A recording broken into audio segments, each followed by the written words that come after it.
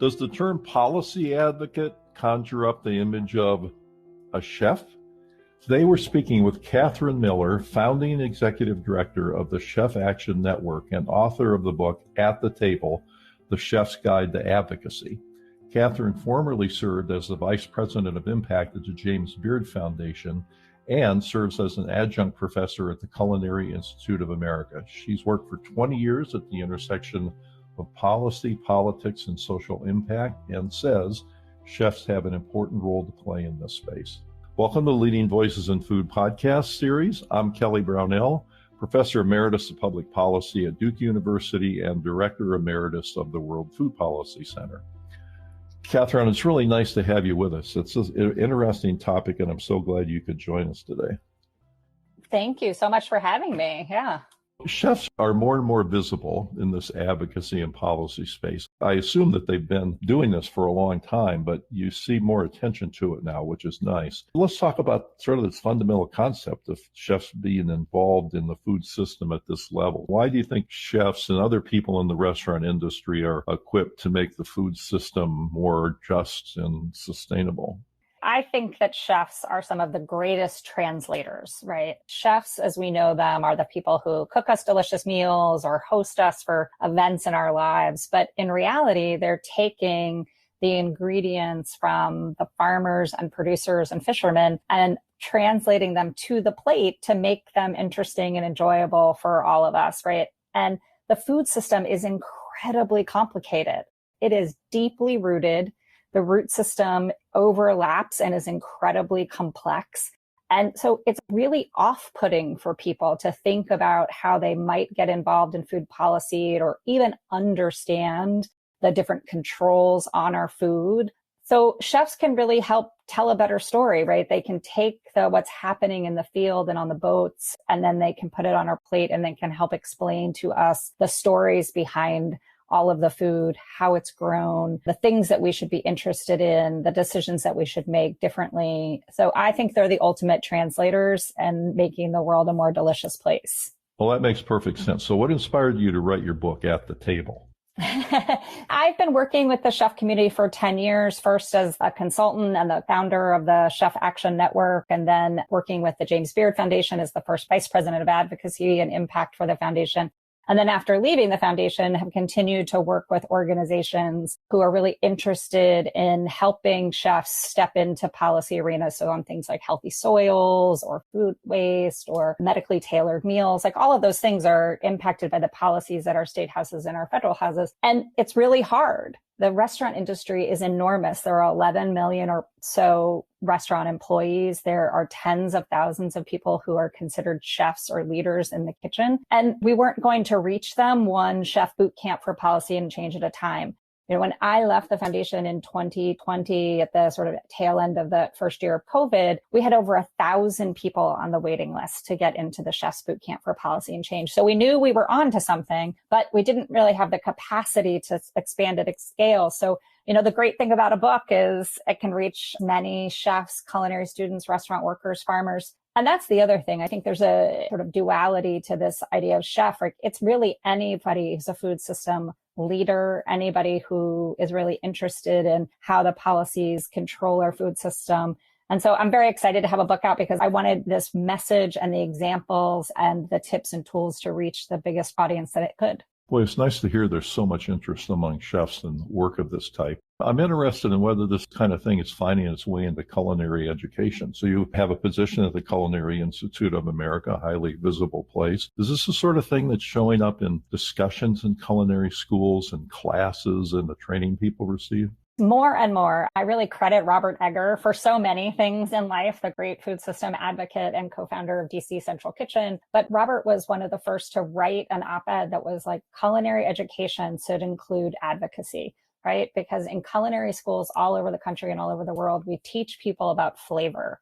We teach people about dish composition. We teach people about cleaning their station, right? And being a good person on the line, but we don't teach them about sustainability in a concerted way. We don't teach them business school skills, and we don't really teach them about policies that impact their business, their sourcing, the way they run their restaurants. And so that is growing. I think it's also a benefit of this next generation of chefs and consumers even who are really leading with their values. And so they want to see people step into this arena. The Edelman Trust Survey, which comes out every year, shows that food systems and food communities are some of the most trusted networks in the world.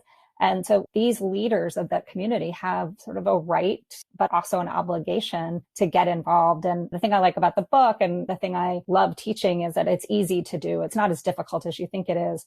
But I really think that the students and the consumers are demanding a sort of values-based approach. And so we're going to see all the culinary schools add at least one class, if not more, of this type of training, I think, in the future.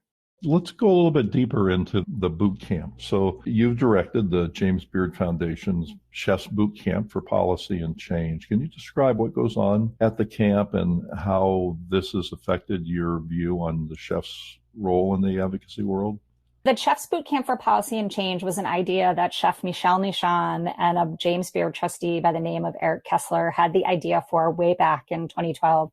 And they found me because I am a experienced trainer and facilitator. I've worked all over the world with whether it be land advocates in Nigeria, health experts in China, folks in Australia, democracy in Lebanon. And they approached me and they said, hey, we have this idea. Chefs are highly visible. They are celebrities in their own right.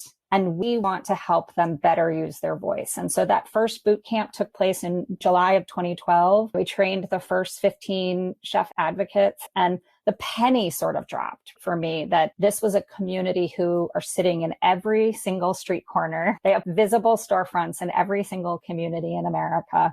They are trusted not to kill us, right? And trusted to deliver something delicious and an amazing experience. They are networked heavily through the producers, both within their region and their city, but also globally in terms of what they source and how they buy. And they have an authentic connection to fans, right? And so the boot camp, which still continues to this day, they train 15 to 20 advocates at a time. The training module is still the same it was with a few tweaks in 2012. We really put them through their paces on introducing them to this food system and the complications of the food system. They also did role plays and learned techniques on how to be a better advocate. So how to create a message, how to reach out to their networks, how to use their social media profiles to talk about advocacy, and also how to deal with the sort of haters of the world who might be like, shut up and get back in the kitchen. So a little bit of that. And then the other piece that is so important to the entire food movement is created community amongst themselves.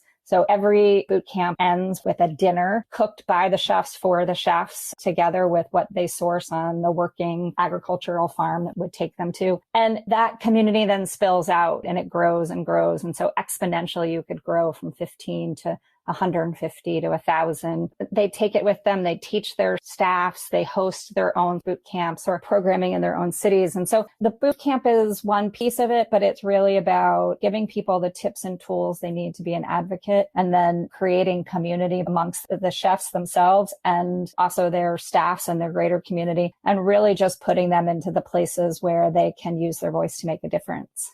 You know, it sounds really exciting, and you've talked us through the process of how this education and training on advocacy and policy takes place. But let's talk a little bit more about the issues. Let's just say the Chef's Boot Camp was happening today, and we walked in and we could overhear the discussions. What would we hear people talking about? Would they be talking about how children can be educated about food, about sustainable food systems and regenerative agriculture? Would they be talking about state, local, federal policy? What kind of issues would be important to them today? Today, the Farm Bill, right?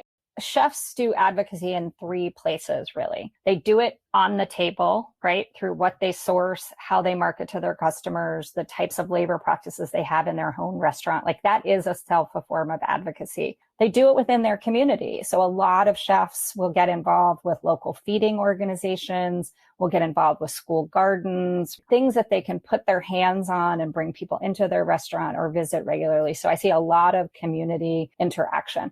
And then there's the hard and long work of state and federal policy reform. We are not going to be able to just uproot our entire food system and throw it out the window. Policy reform is gradual. It takes time and it takes a concerted effort. And so throughout each boot camp or throughout different programs that I do, say with the Natural Resources Defense Council or programs that are run through No Kid Hungry, where alumni of the boot camp have really gone on to shine, is this federal policy piece. And so if you walked into a boot camp today, you'd probably be hearing information about the Farm Bill, the impact of the Farm Bill on local and regional food systems, the impact of the Farm Bill on food as medicine programs and SNAP programs, and really looking for ways a chef or a food system advocate could use their voice effectively to make the case for greater funding, to protect funding, to really encourage more progressive policies. So yeah.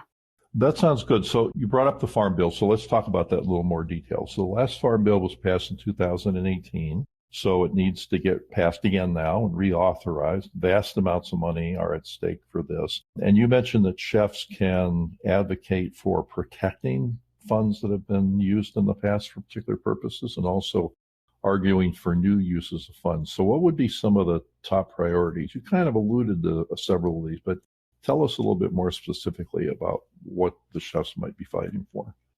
The Farm Bill is our food bill. I mean, I think we don't say that often enough. I think when we look at how the Farm Bill is constructed, right, we are looking at programs that are everything from specialty crops, i.e. fruits and vegetables, to the supplemental nutrition programs that help people in times of need to not go hungry, to food as medicine programs that help us reach vulnerable populations with more fruits and vegetables at farmers markets or medically tailored meals in hospitals or in systems. And so the Farm Bill reaches into all of those things. One thing I like to say about chefs is they're not monolithic. They're not all running around saying this thing. They are well-informed narrators and translators of a complicated food system and encouraging people to pay more attention to things like the Farm Bill and more things like the political nature of our food system. And if we want in the long term to redirect subsidies to support more climate smart agriculture or help us have local and resilient food systems, that's going to happen through the Farm Bill. I was just recently with a bunch of chefs who were on Capitol Hill talking about healthy soil and the need to incentivize farmers through a bill called the Cover Act to help them change growing practices so that their soils would be healthier and they could do more regenerative agriculture techniques. In a few weeks, there will be folks here really advocating to protect SNAP benefits. I think as we see the growing partisan divide and the growing divide on how to spend government money, SNAP, the Supplemental Nutrition Assistance Program, is always going to be a constant target of that. There's a great anecdote in the book, Chef F.L. Simone, who talks very eloquently and proudly about the fact that at an early point in her life, she took SNAP benefits. She was broke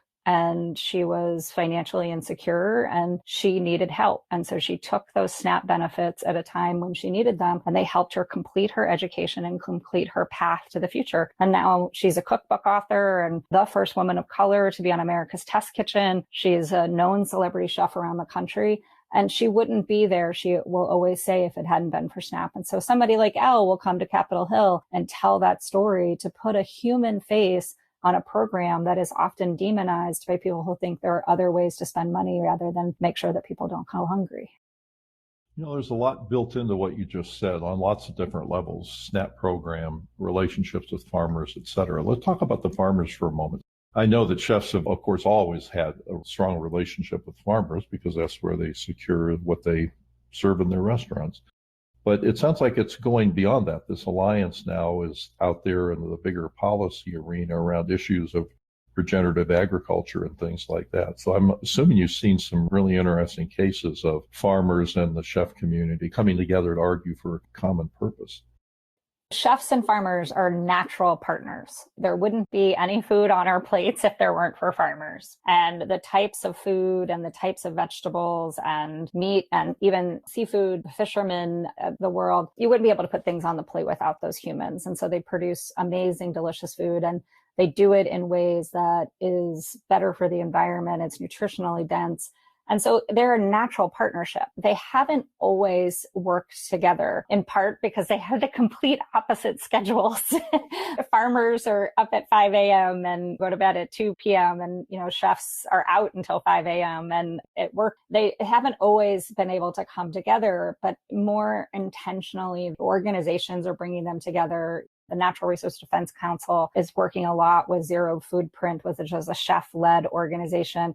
And those two organizations are working in deep partnership to put chefs and farmers together regularly on Capitol Hill or in state houses, talking about things like the Cover Act, talking about regenerative agriculture, talking about the health that's contained in our soil and how that translates into healthier and more delicious food. And they are natural partners. And I'm really excited that they seem to be coming together more on common issues that really are about putting healthy and delicious things in front of us all.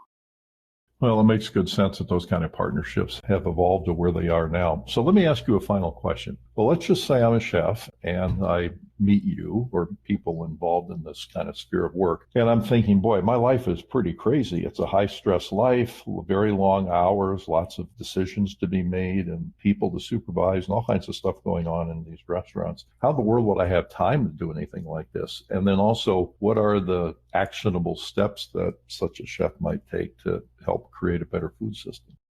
It's a great question, right? We're all really busy people. Everybody's calendar is full, whether it's kids or parents to take care of, whether it's jobs, whether it's volunteering. And we all look at our calendars and we're like, how could I possibly fit one thing else in here? The number one tip I give chefs and anybody who really wants to be an advocate is you learn to say no first. You learn to look at what you care most about and make a decision that that is the thing that you are going to focus on. And all the rest of it, you're going to say no very politely to. So in the beginning of work with chefs, I did an audit of dozens of restaurants, and essentially chefs were being asked to donate on the average about $50,000 each year to dozens of organizations in their local community and even nationally. And when we think about that from a fundraising perspective, if you donated $50,000 to one organization, you would be a top donor to that organization. You would have a totally different relationship with them. So I really encourage all of us, but especially the chef community, to take a deep look at the issue that drives you most, whether it's hunger, the environment, ending violence in our communities, mentorship, whatever it is, and really, one, pick that issue and prioritize that issue.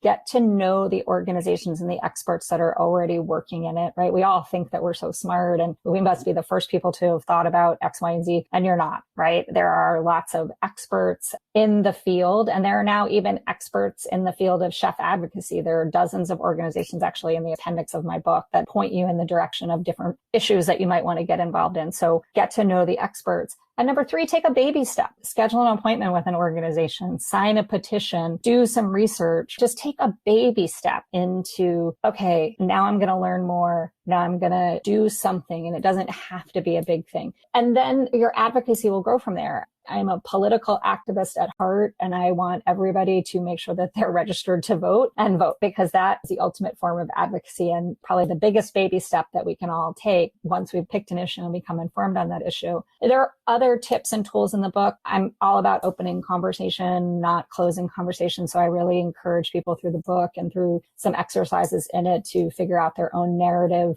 that opens conversation, their own set of questions that turns them into sort of active listeners and not lecturers. I think food certainly has enough judgment in it that it doesn't need advocates pointing fingers at each other, talking about how one's point of view is better than the other's. It's really simple to get involved. The first step is say no, pick the one issue that's most important to you, do the work and get to know the issues and the experts, take a baby step, register to vote, and then you can grow from there. Well, Katherine, given that you're an expert on the art of saying no, I'm so glad you said yes when we invited you to do this podcast. This has been really informative, and it's great work you're doing, and I wish you the best of luck with it as it goes forward. And I just know that you're on the top of a wave that's just growing and growing, and the more chefs can get involved in this work, the better off the world will be. So thanks so much for sharing your expertise. Thanks for having me. Our guest today has been Katherine Miller, formerly from the James Beard Foundation and author of the book At the Table, The Chef's Guide to Advocacy. And thank you for listening. And special thanks to Deborah Hill for her fine work in producing this series. If you'd like to subscribe to Leading Voices in Food podcast series, you can find it on Apple Podcasts, Google Podcasts, or your favorite podcast app. This is Kelly Brownell.